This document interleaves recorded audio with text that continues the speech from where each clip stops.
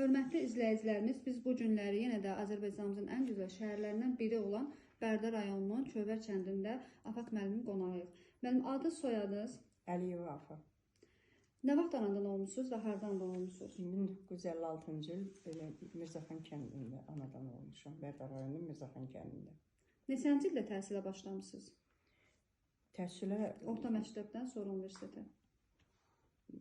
1963-cü ildə birinci sinifə getmişəm. 73-cü ildə orta məktəbi qurtarmışam.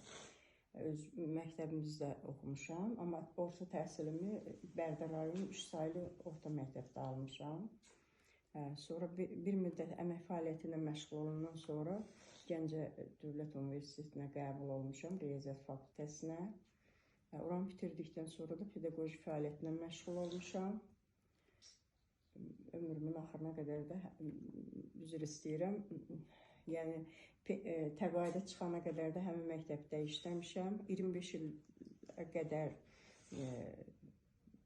tədrisçilər üzrə direktor müavini işləmişəm. Çox gözəl. Ömrünüzün 40 ilini fəda vermisiniz. Ömrünüzün 40 ilini şagirdlərinizlə bağlı. Həyatdır da bu. Bəli. Şagirdlərinizlə bağlı hansı nailiyyətləriniz olub, hansı uğurlarınız olub?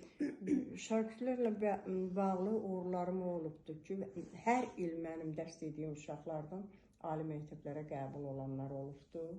Yəni dərs dediyim sinifdən. Özünüz də ziyalı ailəsində böyümüsünüz. Bəli, atam da riyaziyyat müəllimi olubdur, anam da müəllim olubdur. Nə gözəl, fəxr edici bir hissdir. Yəni hamımız oxumuşuq, bacı qardaş, 3 bacı, 3 qardaş olmuş, hamımız ali təhsilliyik. İndi hal-hazırda yəni nəvələr də hamısı oxuyubdur. Oxuyurlar da, oxuyanlar da var. Çox gözəl, sizin davamçılarınız da var. Yəni bu gün 15 oktyabr 2025-ci il tarixdir.